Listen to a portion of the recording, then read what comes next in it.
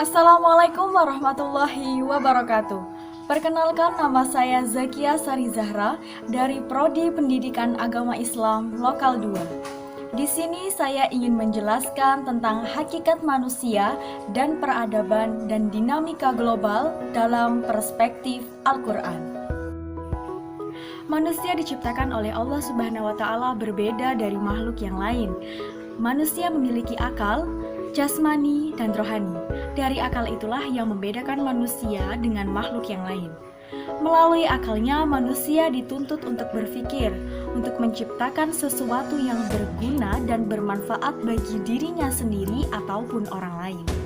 Melalui jasmaninya, manusia dituntut untuk melakukan sesuatu yang sesuai dengan fungsi dan tidak bertentangan dengan norma-norma yang berlaku di masyarakat. Dan melalui rohaninya, manusia dituntut untuk senantiasa dapat mengolah rohaninya, yaitu dengan cara beribadah sesuai dengan agama dan kepercayaan yang dianut. Oke, kita masuk ke dalam materi. Materi yang pertama ada hakikat peradaban. Peradaban memiliki kaitan yang erat dengan kebudayaan. Kebudayaan pada hakikatnya adalah hasil cipta, rasa, dan karsa manusia dalam memenuhi kebutuhan hidupnya. Peradaban berasal dari kata adab yang dapat diartikan sopan, berbudi pekerti, luhur, mulia, berakhlak, yang semuanya menunjuk pada sifat yang tinggi dan mulia. Peradaban merupakan tahap tertentu dari kebudayaan masyarakat tertentu pula yang telah mencapai kemajuan tertentu yang didirikan oleh tingkat ilmu pengetahuan, teknologi, dan seni yang telah maju. Istilah peradaban dalam bahasa Inggris disebut dengan civilization. Istilah peradaban sering dipakai untuk menunjukkan pendapat dan penilaian kita terhadap perkembangan kebudayaan. Istilah peradaban sering dipakai untuk hasil-hasil kebudayaan seperti kesenian, ilmu pengetahuan dan teknologi, adat sopan santun, serta pergaulan. Salah satu ciri yang paling penting dalam definisi peradaban adalah berbudaya, atau yang dalam bahasa Inggris disebut dengan kultur. Selanjutnya ada manusia sebagai makhluk beradab dan masyarakat adab.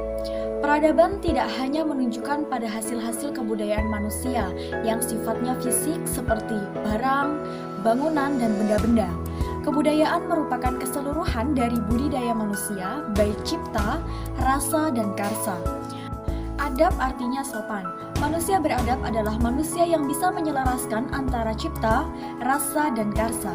Menurut Kailan, tahun 2002 menyatakan manusia yang beradab adalah manusia yang mampu melaksanakan hakikatnya sebagai manusia atau monopluralis secara optimal, yang merupakan satu kesatuan yang tidak dapat dipisahkan antara jiwa dan raganya.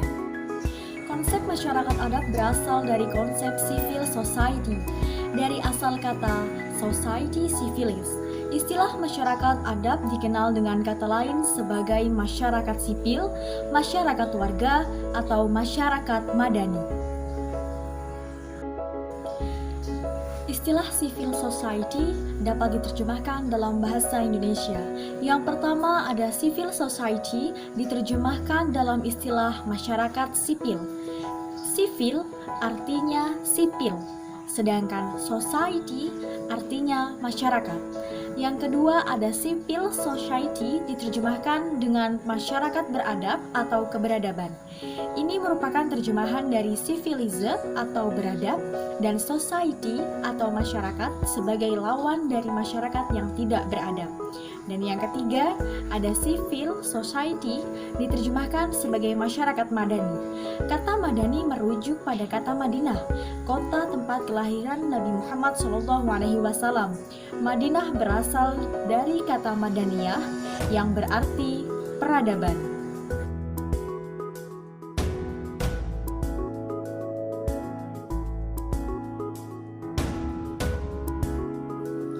Evolusi budaya dan wujud peradaban dalam kehidupan sosial budaya. Evolusi budaya ini berlangsung sesuai dengan perkembangan budidaya atau akal pikiran manusia dalam menghadapi tantangan hidup dari waktu ke waktu. Proses evolusi untuk setiap kelompok masyarakat di berbagai tempat berbeda-beda, bergantung pada tantangan, lingkungan, dan kemampuan intelektual manusianya untuk mengantisipasi tantangan. Masa dalam kehidupan manusia dapat kita bagi dua. Yang pertama ada masa prasejarah, yaitu masa sebelum manusia mengenal tulisan sampai manusia mengenal tulisan. Dan yang kedua, masa sejarah, yaitu masa manusia telah mengenal tulisan. Ada dua produk revolusioner hasil dari akal manusia dalam zaman prasejarah. Yang pertama ada penemuan roda untuk transportasi. Yang kedua, bahasa adalah suara yang diterima sebagai cara untuk menyampaikan pikiran seseorang kepada orang lain.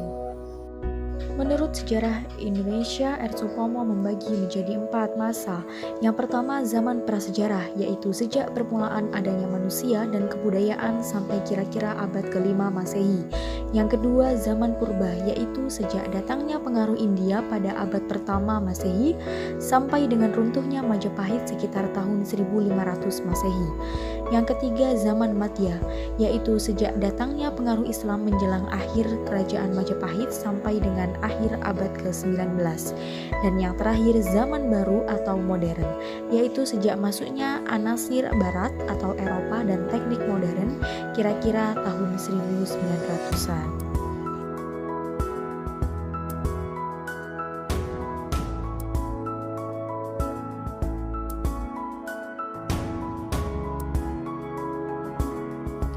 Selanjutnya adalah dinamika peradaban global.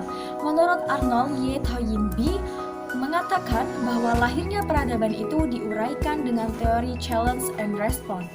Peradaban itu lahir sebagai respon atau tanggapan manusia yang dengan segenap daya, upaya, dan akalnya menghadapi dan menaklukkan dan mengolah alam sebagai tantangan atau challenge guna mencukupi kebutuhan dan melestarikan kelangsungan hidup.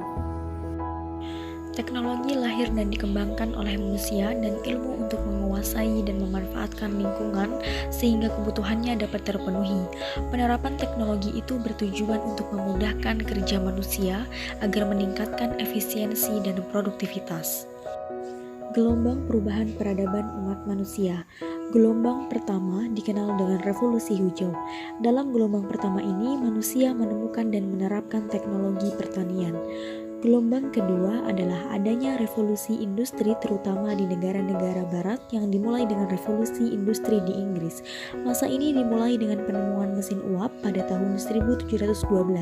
Pada masa itu ditemukan mesin elektromekanis raksasa, mesin-mesin bergerak cepat dan ban jalan.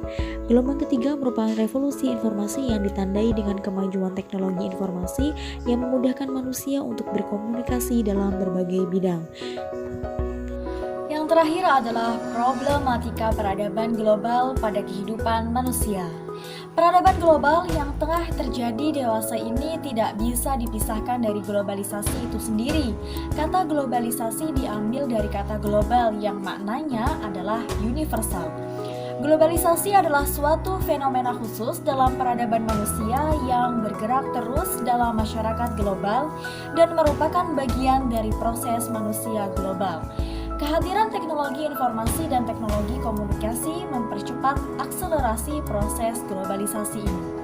Globalisasi menyentuh seluruh aspek penting kehidupan. Globalisasi menciptakan berbagai tantangan dan permasalahan baru yang harus dijawab, dipecahkan dalam upaya memanfaatkan globalisasi untuk kepentingan kehidupan.